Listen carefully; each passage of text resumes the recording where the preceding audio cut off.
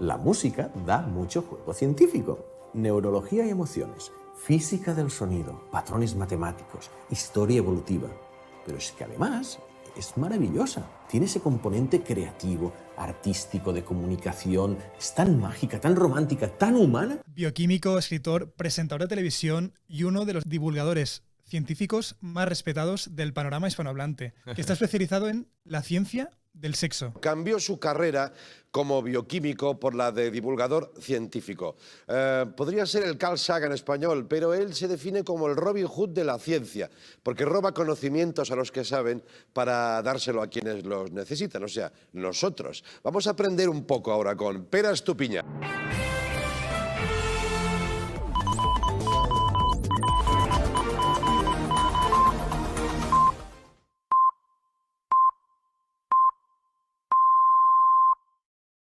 Pues seguimos con Café y Micro, seguimos con esta tercera temporada que la verdad que nos está deparando un montón de visitas a un montón de periodistas interesantes. Hoy estamos con Pere Estupiñán. Bienvenido.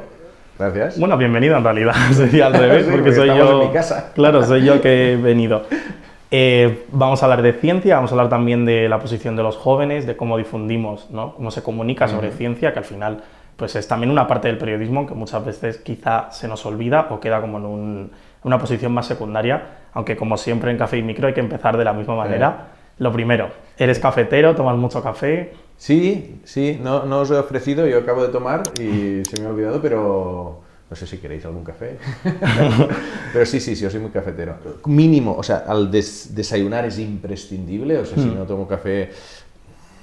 Y no es sugestión. Me pasó una cosa cuando estaba en el programa Redes. Yo empecé en divulgación científica en el Redes de Eduard.Punset, que seguro que lo ibas a sacar en algún momento. Y me acuerdo que estaba en los estudios de televisión española, en Sant Cugat, y un día, a las 11 y media de la mañana, digo, necesito café, no sé qué está pasando.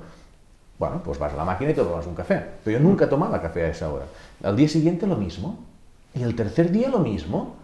Y al cuarto, cuando me voy a hacer café por la mañana, me di cuenta que me había equivocado al comprar café, estaba comprando descafeinado. Es decir, no es placebo, es realmente, si no hay esa dosis de cafeína en el cuerpo, lo pide, ¿no? Y luego después de comer, imprescindible también. Así que 2 o 3, ¿no? ¿Cafés al día, más o menos? Sí, 2 mínimo y puede ser más. Y luego otra pregunta de rigor, que también hacemos siempre en Café y Micro, es ¿cómo surge en primer lugar tu interés por la comunicación per se? Es decir, ¿cómo empiezas a interesarte en lo periodístico? Sí. Y evidentemente en este caso, ¿cómo surge tu interés en la ciencia? Bueno, en la ciencia surge antes, en la universidad. O sea, yo ya, digamos, en secundaria me inclinaba por las ciencias y decido estudiar química, ¿no? Y me gusta. Cuando decides estudiar química no sabes ni lo que es la química, ¿no? Y lo vas viendo a medida que vas estudiando. Y después terminas la carrera y me planteo bioquímica como segundo ciclo y me gusta todavía más, porque de alguna forma es cómo funciona nuestro cuerpo a un nivel molecular que es muy misterioso, ¿no? Y que hay cosas que se van aprendiendo. Sobre todo yo creo que lo bonito de la ciencia, a nivel periodístico también, es que te da noticias de verdad, es decir, te explica cosas que hace 5 años no se sabían y hace 15 todavía menos, ¿no? Entonces yo creo que esto es muy estimulante para la profesión. Pero entonces allí, con bioquímica, nace mi interés profundo por la ciencia, quiero ser científico, empiezo mi doctorado y la realidad es que el doctorado, o sea, cuando dicen que la paciencia es la madre de la ciencia, es verdad. O sea, yo estuve haciendo PCRs, era aburridísimo, ¿vale? Y decido dejar la ciencia formal, continuando los estudios de doctorado, trabajando en otra cosa relacionada con la ciencia, pero no mucho, y en un momento determinado pienso en la comunicación como una salida para hacer algo que esté vinculado a la ciencia, que sea enriquecedor, o sea, que te permita aprender mucho, no solo de los polimorfismos genéticos del alcohol deshidrogenasa, que es lo que estudiaba yo y que no me importaba, sino de la ciencia, de diferentes campos, porque yo me descubrí a mí mismo leyendo divulgación científica desde la física a la neurociencia, a la genética, y resultaba, era un hobby en ese momento, pero me planteé, ¿y si podría ser una profesión, ya que me gusta? ya que esto es lo que me gusta. Y yo era fan del programa Redes de Eduard Punset y se me ocurrió ofrecerme a colaborar. Yo había hecho algunas cositas amateur, pues bueno, vosotros estáis haciendo este podcast, pues yo hacía, o video podcast, hacía pues con una sección de radio en la radio local, escribía cositas en un periódico, muy poco, ¿eh?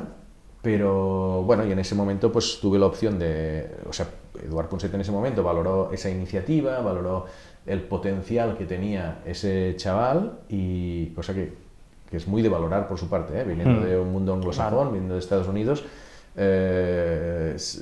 piensas un poco diferente, ¿no? Y él fue visionario en este sentido, y nada, empecé ya en Televisión Española con Redes, y allí pues es cuando me empecé a formar, empecé a escribir en otros lados, y digamos que la parte más periodística, no tanto de divulgación, este matiz si quieres después lo comentamos, es cuando estoy en Boston, en el programa Night Science Journalism Fellowship del MIT, donde eso sí que es Science Journalism, periodismo, sí. No es solo divulgación o educación. Claro.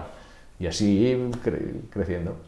Que es algo, la verdad, lo que cuentas, este interés como totalmente todo el rato, ¿no? Buscando la ciencia, encaja mucho con ese alter ego que tienes, ese El cazador de cerebros, que es no solo el nombre de tu obra, sino también de tu programa de televisión, y al final tú mismo lo has definido como una especie de mote. ¿Cómo surge este apodo?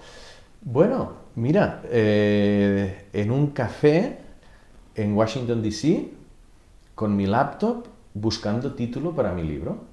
Es decir, yo, después de la experiencia en el MIT, no solo en el MIT, sino escribiendo un blog en El País, que estuvo varios años y funcionaba súper bien, y tenía muchos seguidores. En ese momento, te hablo de 2007, 8, 9, 10, los blogs estaban en auge, y yo tenía uno de los blogs más leídos, ¿vale? Pero que estaba en El País, y aparte era bueno y estaba muy bien. Y entonces de allí sale un primer libro que tenía como título de trabajo, ¿no? De las maravillas de la ciencia o la aventura de la ciencia. Sí, algo más manido, ¿no? Sí, el título era malo, ¿no? Y yo ya estaba, el libro estaba prácticamente terminado, y tenía que enviarlo, y tenía que tener un título, y yo vivía en Washington, D.C. en esa época, y me fui a un café, no me acuerdo, ¿cómo se llamaba? Bueno, es igual, no me acuerdo, estaba en la calle 18, y me pongo con mi laptop, en plan, sin teléfono ni nada, yo de aquí no salgo hasta que tenga título. Y empecé a pensar en lo que hacía yo, ¿no? Y digo, Robin Hood de la ciencia. Porque Robin Hood es el que roba de los que tienen y se los da a los que no.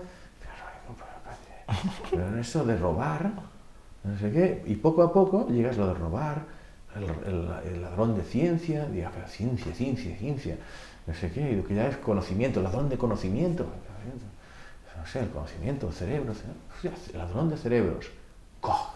Y cuando en mi mente aparece el ladrón de cerebros, es eso. Y tengo una foto, además con un polo, me acuerdo, tal, que la tengo por ahí, creo que la puse en Facebook en su momento, que me tomé con la cámara del laptop diciendo, este es un momento importante. Porque sabía que allí había nacido algo. O sea, al final, el ponerle nombre a ese alter ego, el ponerle nombre a ese personaje, crea algo. O sea, yo ya existía Pere, pero de repente había el ladrón de cerebros, era un Pere diferente, era un personaje, ¿no?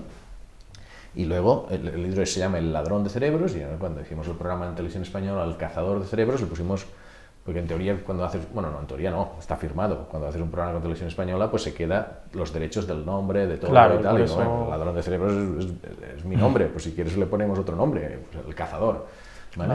Pero sí, así nace, o sea, de una búsqueda consciente de un título para un libro, y que cuando lo tienes es como, that's it. Y te hemos visto también, aparte de pues, en esta parte de la literatura, también te hemos visto, por ejemplo, en la radio, en el A Vivir, en la cadena SER, también en Televisión Española, ya empezando con Punset, pero todavía con El cazador de cerebros. Te quería preguntar, en primer lugar, en una parcela personal, ¿cuál es tu disciplina favorita, ¿no? Para comunicar sobre ciencia, o con cuál te sientes tú más cómodo? Y también me gustaría saber, ya no tanto en lo personal, sino a nivel práctico, ¿cuál crees que es más útil para llegar tanto a la población general como a la población joven en particular? Vale, o sea, lo que más me gusta a mí es escribir, ¿vale? Es un libro, ¿vale? Lo que pasa es que el libro, pues llega a menos personas, es más costoso, pero si yo ganara lo mismo con los libros que con otras cosas, si yo pudiera ganarme la vida siendo escritor, a mí lo que me gusta es profundizar mucho en el conocimiento. ¿vale? Es decir, escribir libros sería lo que más me gustaría. Te documentas mucho sobre un tema que te apasiona y no lo cuentas un día y te olvidas y vas a otro, sino que estás allí metido, ¿vale? Eso es lo que hice con La ciencia del sexo, por ejemplo, que es mi segundo libro, que funcionó muy bien y me metí a saco, ¿no? Luego la radio me encanta. Lo de La Vivir es una pasada porque es muy inmediato, es muy fresco, tiene espontaneidad. Yo creo que el oyente de radio escucha diferente. O sea, y si te fijas a los grandes de la radio, les dices, yo escucho a la Barceló, o escucho a la Alsina, o escucho al Del Pino. No es el nombre del programa, también, pero claro, es como a esas personas. A la persona, ¿no? sí. Y la tele es muy costosa. O sea, me da un estatus, porque yo dirijo y presento El Cazador de Cerebros, o sea, es un honor poder dirigir un programa de televisión española. No... O sea, en YouTube podéis poner lo que queráis, pero que la tele te elija a ti para dirigir su programa de Ciencia y Dos, Orbitalike que nosotros. Sí. Pero, wow, esto es un mérito, o sea, esto es fabuloso. Ahora bien, tener media hora de tele, bien editada y bien trabajada, es tanto esfuerzo y es tan... Puedes profundizar tan poco, porque a la que te pasas un poco ya la gente desconecta, porque la gente mira, no tanto escucha, ¿no? Sí. Ese componente visual tan imprescindible a mí me frustra a veces, pero tal. Y entonces están las redes sociales, que yo no las domino mucho, pero posiblemente, yendo a tu segunda pregunta, es la mejor manera ahora mismo de llegar a la gente, porque eres tú el que tienes que ir donde está la gente, no esperar a que la gente venga a ti. Si yo hago un programa de televisión pensado para jóvenes, no van a venir, porque ellos están en otro lado. Claro. Entonces, si tú quieres llegar a los jóvenes, eres tú el que tienes que hacer el esfuerzo de ir hacia donde están ellos. Y si ellos ahora están en TikTok o en Instagram o en donde estéis, pues tienes que ir allí. Es un lenguaje que yo no domino ni en lo comunicativo ni en lo económico.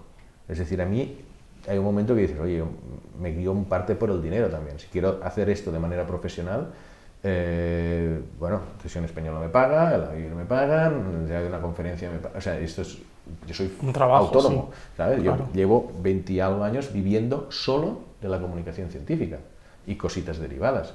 Entonces, lo de las redes sociales, yo sé que si llegas a tener mucho éxito, te dan mucho rédito, pues vendes más libros, te salen más conferencias, etcétera, pero en su momento dije, ¿y esto cómo se monetiza? ¿Sabes? Un poco carca la visión.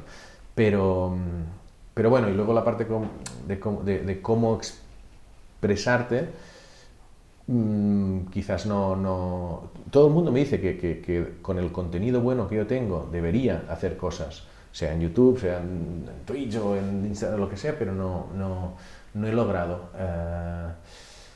Y ya te digo, en cuanto a engagement, yo creo que la radio tiene mucho engagement, es decir, porque la gente confía en la gente que habla en la radio, es un sesgo, y se ve, por ejemplo, con los libros. O sea, cuando en la radio recomendamos un libro, si Javier del Pino dice que bueno este libro, la gente se lo cree y va y lo compra, ¿sabes? En la tele no te crees lo que dicen. Es como la tele todo es mentira. Y hay una parte que es verdad, que todo es mentira. Y los libros lo que pasa es que van solo al público que quiere leerte. O sea, no llegas no es lo antiviral, digamos, ¿no? Pero bueno, yo creo que eso, ir donde está... Si tú quieres acceder a un público, tienes que ir donde está este público. Has definido la literatura como antiviral, que es una forma curiosa, pero tu libro, La ciencia del sexo, que ahora se está reeditando, sí, precisamente ha sido bastante exitoso. Sí. ¿A qué crees que se debe este éxito? Y sobre todo, ¿por qué crees que los medios siguen tratando el sexo a lo mejor como un tabú o como algo más secreto? Y a lo mejor es eso lo que explica el éxito precisamente de esas publicaciones. Sí, bueno, a ver, la ciencia del sexo el tema es atractivo, es sexualidad. Y luego se publicó desde una mirada que nadie la había hecho antes, ¿vale? Es decir, yo cuando descubrí que había mucha investigación científica alrededor del sexo, dije, ostras, ¿y cómo es que ninguno de mis compañeros ha hecho un libro así? En Estados Unidos había The Science of Orgasm, de Barry Komisaruk, había Bong, de Mary Roach, había 2 o 3, pero no muchos, desde la perspectiva científica, y entonces yo creo que esto le da una personalidad al libro.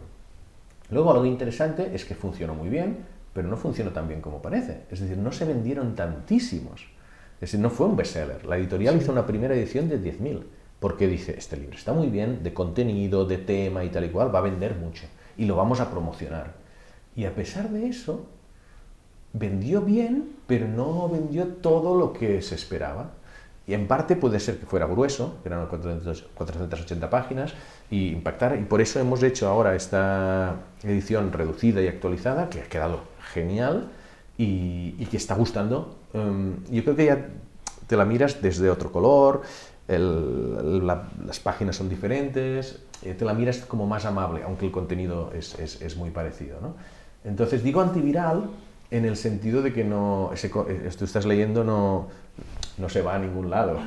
Claro, sí, sí. No aprietas un botón y ¡yum!, le llega a tus seguidores eso. Es más fijo, ¿no? Menos fugaz en el tiempo. Lo que pasa es que, bueno, no sé, a mí el libro es un formato que me gusta. Es antiguo, pero a mí me gusta porque está muy trabajado. Y sobre el tratamiento mediático, tú que además tienes experiencia, ya hemos dicho, tanto en digamos, cadenas privadas, ¿no? Como la cadena SER, también en lo público, en este caso en la 2, ¿hay grandes diferencias en el trato que hacen de la ciencia los medios públicos respecto a los medios privados? En televisión sí, o sea, porque Televisión Española siente la obligación y la responsabilidad de dar contenidos de ciencia de calidad. Ni Telecinco, ni Antena 3, ni 4 no sienten ninguna responsabilidad en eso. Ellos quieren audiencia. Entonces, no tienen nada de ciencia. Cero. Y cuando la hacen, pues tampoco la hacen bien. Es decir, en La Sexta se ha hecho algún intento, pero bueno, es más frívolo, es más rápido, porque tiene que tener audiencia. O sea, la 2 a ver, cada uno defiende lo suyo, pero yo creo que en esto estoy siendo objetivo. La 2, el foco es en contenidos culturales, sabiendo que nunca va a tener una gran audiencia, pero que tiene áreas de conocimiento, sea teatro, sea literatura, sea ciencia, sea arte, sean toros, sea lo que sea, que lo quiere hacer bien y quiere hacer de calidad. Y que tenga una buena crítica no solo entre el público general, sino entre los expertos en la materia.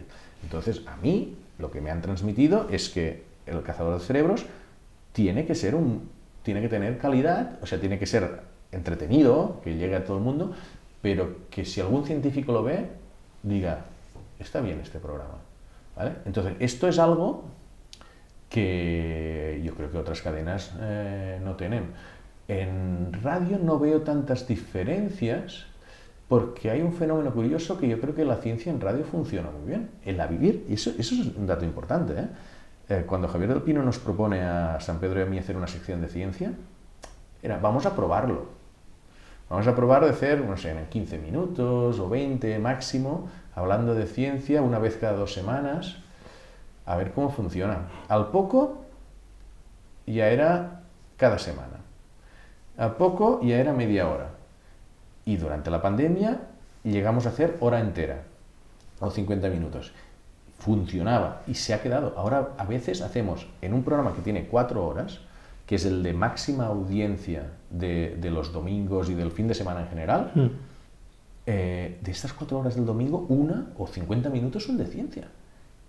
Con 2 tíos que hablan un poco a fondo del tema.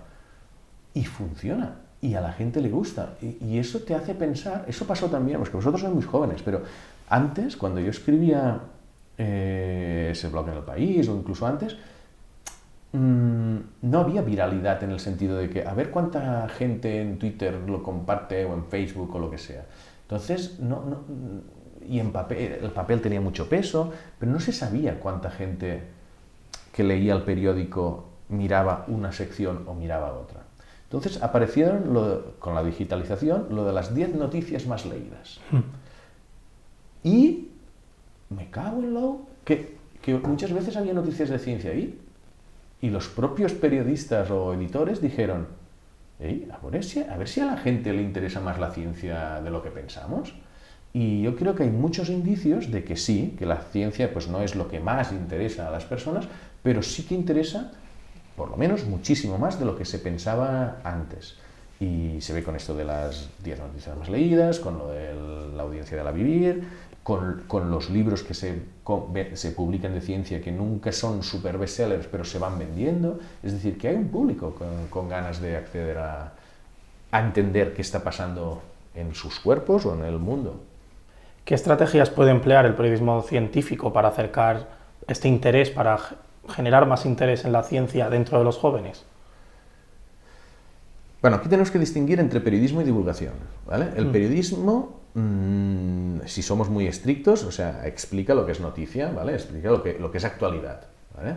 Y lo explica de una manera, pues hombre, que tiene que ser atractiva y tiene que tener un buen titular y todo eso, pero está muy ceñido o a lo que investigas, pues si, yo qué sé, pues se descubre que en la Universidad de Barcelona se murió un investigador infectado por los priones de vacas locas. Ostras, esto es una noticia, pues que el periodista pues busca, pregunta, contrasta, tal y cual, y publica sobre un tema científico, que tiene trasfondo científico. Luego está que cada semana pues las revistas científicas, Nature, Science, o una semana son los Nobel, lo que sé, publican conocimiento científico muy novedoso, ¿no? El mapa, se ha publicado el mapa del transcriptoma del cerebro humano, y esto los periodistas especializados saben que es importante por X razones. O hablan con investigadores que les dicen, no, esto es más importante que esto. Entonces lo explican, ¿no? Y hombre, buscan crear una historia, buscan un titular atractivo, alguna imagen, pero dentro de unos límites del formato periodístico que es menos flexible. De hecho, tiene un punto aburrido. Yo cuando escribía en el blog, yo podía escribir en el blog diferente a cómo eran los artículos periodísticos. Y el éxito de mi blog era que yo de repente podía hablar de que esta tarde he estado con este investigador que a mí me ha dicho X. Un periodista nunca escribe así. He estado con este investigador, ¿no? Entonces tenía un toque personal, o si me apetecía empezar con fijaros en esta imagen y poner allí una imagen, pues yo podía escribir así en el blog. En un formato periodístico no. Es más difícil, porque los editores tampoco quieren, ¿eh? Que si quisieran lo podrían hacer, pero bueno, no. Su plantilla es esa y ya está. Y yo he sido crítico a veces, ¿eh? Cuando, por ejemplo, recuerdo en la agencia SIN que publicaba y quería hacer cosas diferentes y no me dejaban hacer cosas diferentes. Es decir, el formato es este. ¡Qué coñazo!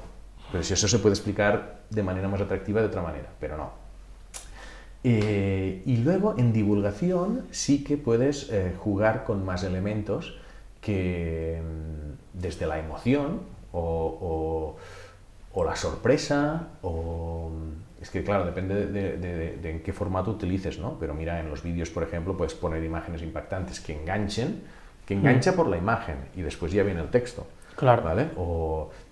Y lo que siempre funciona, que es a mí lo que me gusta, que es crear historias, o sea, narrar algo utilizando una historia, sea la historia del investigador, sea la historia del descubrimiento, sea una historia de alguien cuya, pues puedes, en enfermedades, en biomedicina pasa mucho, ¿no? Es decir, puedes tener un caso concreto de yo en mi penúltimo libro, o sea, una niña de X años que tiene una leucemia y le hacen, pues bueno, el trasplante de médula y no funciona, le hacen la quimioterapia y tampoco funciona, bueno, al revés, y está desahuciada y los padres lo saben, que se va a morir, y un médico le dice, mira, hay un hospital en Barcelona que hacen un ensayo clínico que podría entrar con una cosa que se llaman CAR T-cells, que no sabemos lo que es porque es muy novedoso, pero bueno, pues si se va a morir, pues lo probamos. Y 5 años después yo hablo con su madre que la ha ido a dejar al cole, porque se curó gracias a ese ensayo clínico. Claro. Es una historia real. Sí. Entonces, hostia, y es emocionante, y es de la vida de una niña. Contar esto y ya después le explicas lo que son las CAR T-cells, ¿vale? Y cómo se sacan de la médula, se modifica el genoma para que reconozca las células cancerígenas y las ataque, etc. pero tú tienes una historia potente detrás de eso. ¿Y crees que en cierta parte puede estar dándose a lo mejor una especie de fenómeno de que la divulgación científica, esta divulgación en Internet, que al final tiene mucho público joven, quizá público más joven que el público medio de la radio o de la televisión, puede estar ganándole la carrera a un periodismo en el que, por ejemplo, ha habido problemas, como vemos como las farmacéuticas no publican en revistas científicas, sino que prefieren hacerlo en publicaciones sobre economía, por evidentemente un tema de ganancia económica, de inversión bursátil? ¿Crees que hay sectores de la comunicación donde la divulgación de nombres como Quantum Fracture, por ejemplo, Rocío Vidal, les están ganando la carrera a los periodistas más convencionales? En general no, porque hay algo muy importante en Quantum Fracture, Rocío Vidal pueden hacerlo bien, pero hay mucha gente que lo hace mal. Y hay mucha mierda en redes sociales y en YouTube y tal. Entonces, ¿cómo el público sabe distinguir? Y me dirás, ¿no? En los medios convencionales también hay mala información. No tanta, porque si yo digo alguna barbaridad en Televisión Española o en El A Vivir, me echan. Hay un editor, son medios editados. Hay gente que tiene filtros. Es decir, yo no puedo... Si nosotros invitamos a un antivacunas en algún sitio, se nos cuela a un antivacunas, le frenamos. No. Entonces, y no es que sea censura, sino es que simplemente es anticientífico lo que está diciendo. Entonces, en lo que al público le llega por redes sociales, si el público está capacitado para distinguir, perfecto, pero esto es una parte minoritaria de la población. Que sepa distinguir entre Crespo, de Quantum Fracture, o un charlatán, hay muy poca gente, porque el lenguaje puede ser el mismo, los temas que tratan pueden ser muy parecidos, y uno hacerlo de manera rigurosa y otro hacerlo, colarte el terraplanismo, ¿vale? Y escucharle y decir, ostras, pues tiene lógica, y habla bien, y habla con seguridad.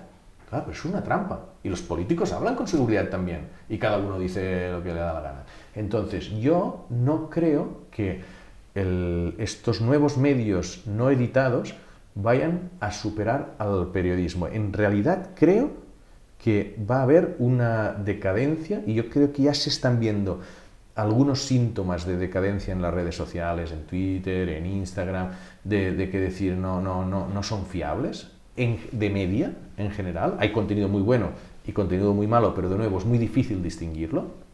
Entonces, yo creo que va a haber que ha sido un boom y que va a volver a ponerse en valor la figura del buen periodismo. Y creo que en los medios convencionales es más fácil que no entre mal periodismo, porque en realidad hay medios convencionales que se inventan fake news, pero ya lo sabemos cuáles son, ¿vale? Y se expanden por redes sociales y llega y tal, ¿no? Entonces, yo no creo que les...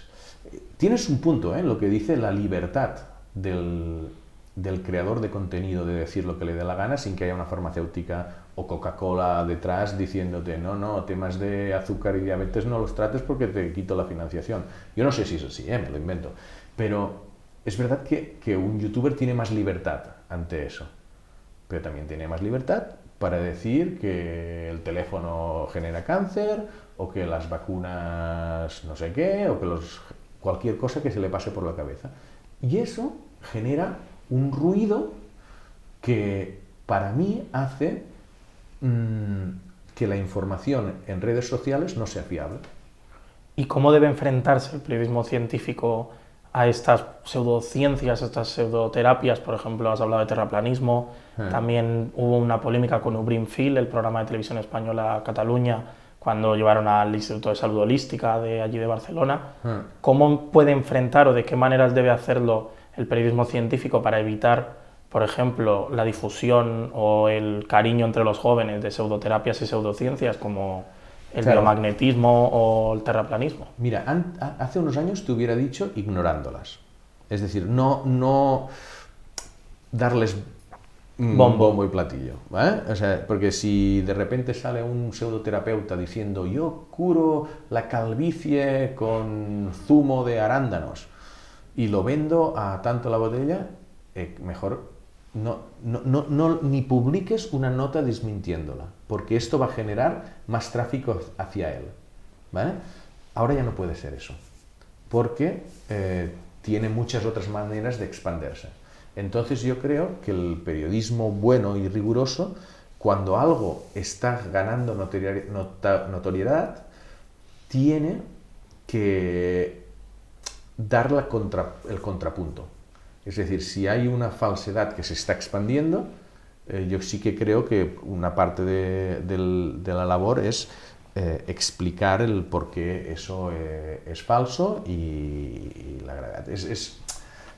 Es muy difícil porque al final la gente cree lo que quiere creer. Y hay una frase que es muy peligrosa, pero muy humana, que es la esperanza es lo último que se pierde. Y los pseudoterapeutas juegan con eso. Cuando el médico le dice a tal persona, no, es que, mira, no ha funcionado este tratamiento, este otro tampoco, no tenemos nada más para ti. Entonces, paliativos. Ostras, allí que venga un zumbado, o no un zumbado, un tramposo directamente, y te ofrezca una alternativa, y tú dices, este quiere mi dinero, pero ¿y si tienes razón? Bueno, va, pues lo pruebo. Es que es muy delicado esto, ¿no? O quien dice esto, dice, es que me duele la espalda desde hace tal, y viene una amiga que me dice, ay, pues a mí me lo quito. Que no sabes si fue este o fue el tratamiento que llevabas tiempo tomándote, ¿no? Entonces, no, yo creo que es una batalla difícil de ganar y que ha existido siempre y que posiblemente siempre existirá. Y no aspiro a un mundo donde no haya fraudes. Sería muy inocente por mi parte. Hay una batalla también, podríamos calificarla así, que se está dando últimamente, es esta, parece, lucha entre la inteligencia artificial y los valores clásicos, ¿no? O convencionales del periodismo. Tú como figura fundamental de la comunicación científica y por tanto también casi con una relación muy cercana a la comunicación tecnológica, ¿cuál crees que es la amenaza que tiene o que puede tener la inteligencia artificial en la comunicación? Pero también me gustaría enfocar la pregunta desde la otra parte. ¿Qué ventajas, qué consecuencias positivas puede tener la inteligencia artificial? Se dice, que está cambiando muy rápido esto, pero se dice que la inteligencia artificial puede ser un gran asistente. Es decir, yo en lugar de tener a alguien que me ayude a buscar documentación o tener que consultar a cierto científico algo, pues le puedo preguntar no solo a Google, sino al ChatGPT y me ayuda, ¿no? Por ejemplo, yo hice una prueba en El Cazador de Cerebros, queríamos hacer un capítulo sobre por qué merece la pena salvar especies en vías de extinción, ¿vale? Y le pregunté al ChatGPT, dame las 4 razones principales. Perfecto, las mismas 4 y con el mismo planteamiento que uno de los documentalistas del programa había obtenido por la vía clásica, ¿vale? Entonces esto es mucho más rápido. En cuanto a amenaza, bueno, y imagino que te puede servir para tener todo tipo de métricas, para ayudarte a decir, no, ¿qué contenido funciona mejor o peor? O cuándo tengo que publicar mi contenido, si es a las 10 de la mañana, o es a las 8, o es a las 2. You name it, lo que se te ocurra, ¿no? Pero yo no soy experto en esto, ya me gustaría. Y en cuanto a amenaza, yo creo que quienes más amenazados están son los trabajos muy poco trabajados, ¿sabes? Los trabajos poco elaborados, sencillos de hacer, que eso te lo puede hacer una inteligencia artificial fácil. El trabajo de investigación no, para un artículo. Mira, un ejemplo, yo me acuerdo cuando vivía en Nueva York que bueno, yo ya había estado en MIT, he publicado libros, yo tenía un estatus, ¿eh? Y va una universidad española y dice, no, tenemos un portal y nos gusta mucho cómo escribes, y dice, tú te pasaríamos textos de Scientific American o de Nature, que a nosotros nos gustaría que hicieras como un resumen de unas 300 palabras en español. Digo, esto no tiene nada de periodístico. esto es un resumen, y te pagamos tanto. Y digo, hombre, yo esto lo hago en 1 hora y me pagan tanto, bueno, siendo autónomo, dice, vale, pero te lo firmo con un seudónimo. Si yo no quiero poner mi nombre. Claro, no asociarte con ello. Claro, pues que ahora esto ChatGPT te lo hace. Tú le dices, hazme un resumen de 300 palabras de este artículo y te lo hace en 2 segundos, gratis. Entonces, ese tipo de trabajos, de refritos, que siempre ha habido periodistas o comunicadores o quien sea haciéndolo, yo mismo en ese contexto, pues ahora no tiene ningún sentido. Y ahora vamos ya con la parte final de la entrevista. Nosotros hacemos una especie de juego, ¿no? Que es como unas preguntas cortas en las que yo te digo una serie de nombres y tú, el desafío es que en menos de 5 palabras tienes que definirlo de alguna forma, ¿no? Vamos a empezar, hemos hablado mucho de Estados Unidos, MIT. El lugar más interesante del planeta. Edward Punset. Mi mentor y carisma en estado puro. Javier del Pino.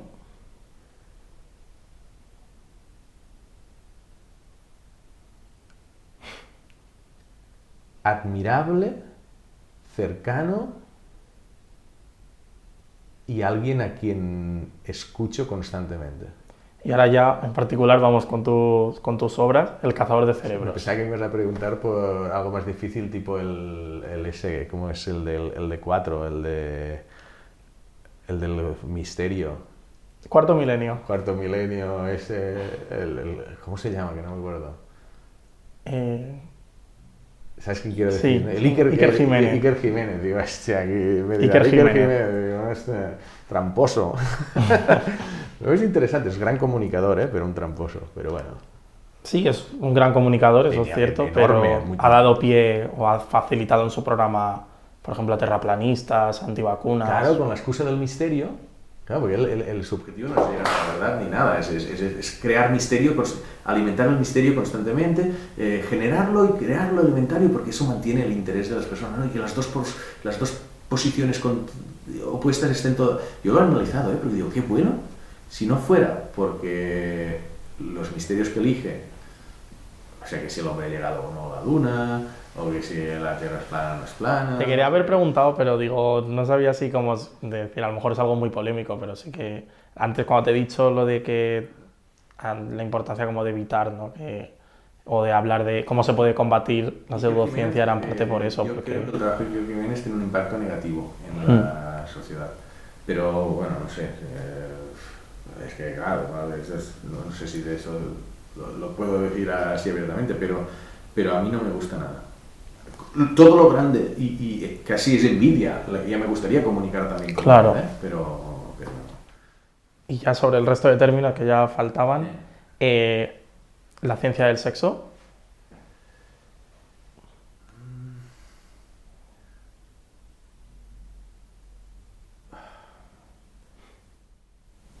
Creo que mi mejor libro, sí, claro, 5 palabras, o sea, mi mejor libro y un cambio en lo personal también. ¿Y comer cerezas con los ojos cerrados? Un mal título, pero que tiene un trasfondo importantísimo que si quieres te explico. Sí, claro, adelante, sí. Este es un mal título, ¿eh? O sea, el Comer cerezas con los ojos cerrados es mi tercer libro, que iba a ser una segunda parte del Ladrón de cerebros. Entonces la editorial dice, pues llámale El ladrón de cerebros contraataca, o algo así. Digo, no. Entonces, buscando títulos, hay en ciencia hay una cosa que se llama cherry picking, ¿vale? Por contexto, este libro se publica antes de que la palabra posverdad se haga popular. Sí, gane valor. Y todo eso, ¿no? Sí. Y cherry picking quiere decir que cuando tú haces un estudio, si tú tienes una hipótesis que quieres defender, puedes seleccionar los datos que te interesan o sea, seleccionas las cerezas, ¿vale? Que te interesan para defender ese título, esa hipótesis. Y eso es trampa, ¿vale? Pero eso lo hacemos constantemente. Si tú eres de derechas, seleccionas las cosas que hace mal el gobierno de izquierdas para defender lo tuyo. Y al contrario también, si eres del Barça del Madrid, si eres lo que sea. Pero en ciencia esto está prohibido, ¿vale? Entonces, yo planteaba que el método científico, lo más importante no es tanto en sí la experimentación o el tener datos, que sí, pero dicen, ¿qué es el método científico? Es tener una hipótesis y hacer experimentos para obtener unos datos. Yo creo que la clave es, y es lo más difícil, es interpretar objetivamente esos datos, no hacer cherry picking. Y eso trasladado a la sociedad sería ideal que fuéramos más objetivos en la información que nos llega y tal. Entonces le dije, yo iba a llamarle coger cerezas con los ojos cerrados, en lugar de, o sea, aparte para no seleccionar las cerezas, y porque coger en Argentina tiene otra connotación, pues la editorial dijo, no, llamémosle comer. No es el problema, pero el problema es que no se entiende a la primera este título. Claro. Es un título de libro que a mí me parecía que era poético, pero no se entendía hasta que no lo explicas y no es rápido de explicar. Por tanto, haz caso a los editores. Yo no hice caso a mi editor cuando me dijo, yo que sí, que es un concepto potentísimo. Ya, fallo. Por último, ya sí, tenemos una nueva sección también en Café y Micro, que es preguntar al anterior entrevistado, sin que sepa quién es el siguiente, que deje una pregunta, ¿no? En este caso, Ángel Expósito, director de La Linterna en COPE, pues nos te ha dejado una pregunta, ¿vale? Él dice así. ¿Crees que el oficio del periodismo en España, tal y como están los medios, las empresas, y tal y como estamos los periodistas, se está olvidando de que hay que acudir en directo al foco de la noticia?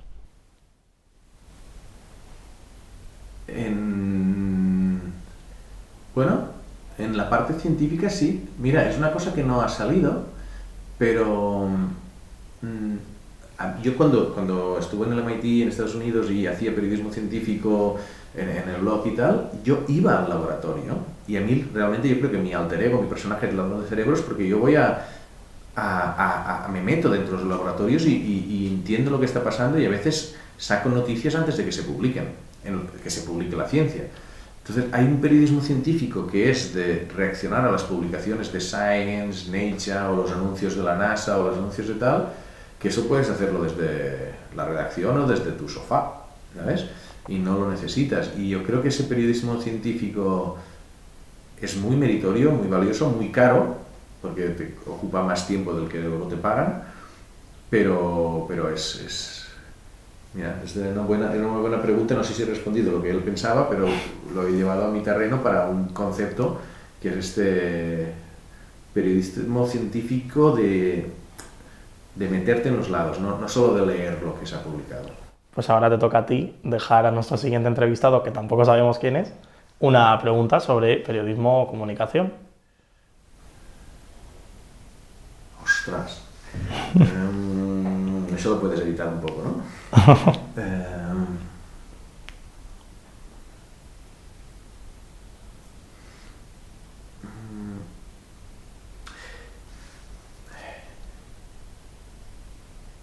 ¿Hay o habrá alguna manera de hacer que el lector sepa la calidad o la fiabilidad de la noticia?